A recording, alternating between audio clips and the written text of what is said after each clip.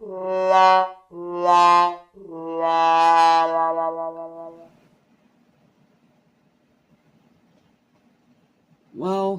let me just say that I am glad that I delayed my Thunderbolts review, because if we had to end this entire giant MCU marathon on this turd, I don't think I would have been in the best of moods going forward. Especially considering the fact that I have to cover something really, really atrocious next month. So, yeah, there's a lot to talk about with this, and there's a lot of reasons why this one's just a huge, huge disappointment in more ways than one.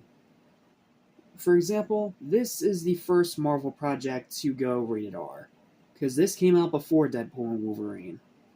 And again, up before this point, Netflix's Daredevil, while canon, was still kind of its own thing.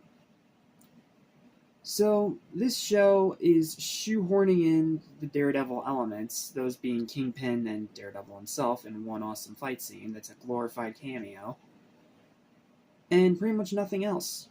It was supposed to be a dark, hard-edged show, and that's not a bad idea. The problem is you have to have good writing to go with it. And guess where this one dropped the ball? Because this show sucks.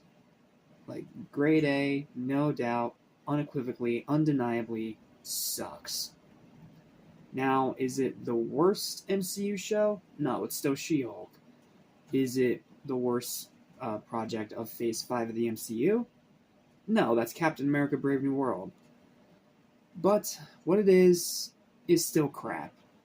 And after such a great season of television with Loki Season 2, yeah, this sucked big time. So, let's just get through it nice and quick so we can talk about Thunderbolts, because I would rather very much talk more about that.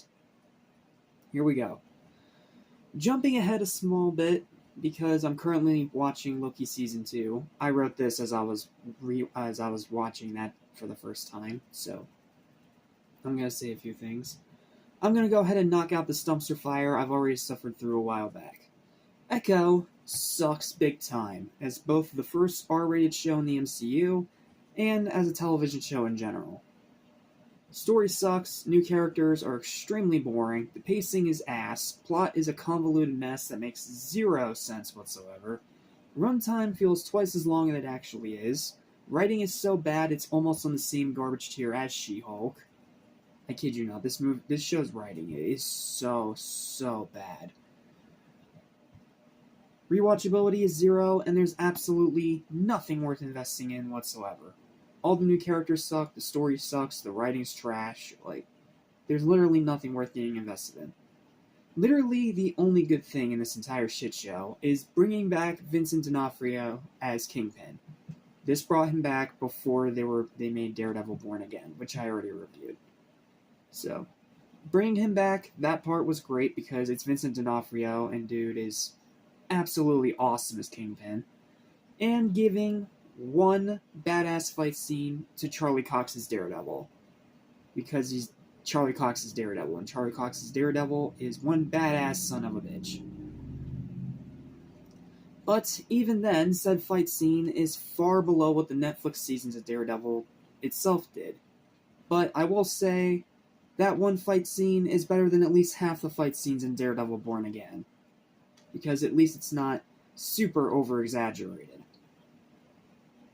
Sure, it's still a really cool scene, and the only part of this show that was actually worth watching, but something just felt really off. I don't know what it is. It's the same thing that infected Daredevil Born Again to a certain degree.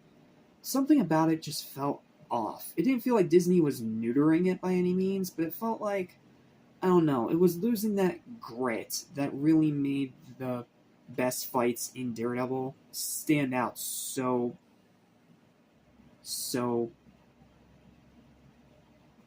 I'm at a loss for words, just so obviously. It stood out because of its grit. This tries to do that, but because this is Disney, they cannot go all the way with it. I mean, sure, you get to see blood, sure, you get to hear cursing, but outside of that, it's just pointless. there are some people that like this show, and if you do, I understand and respect your opinion. However, me personally, I was like Angry Joe. I was just so extremely beyond bored.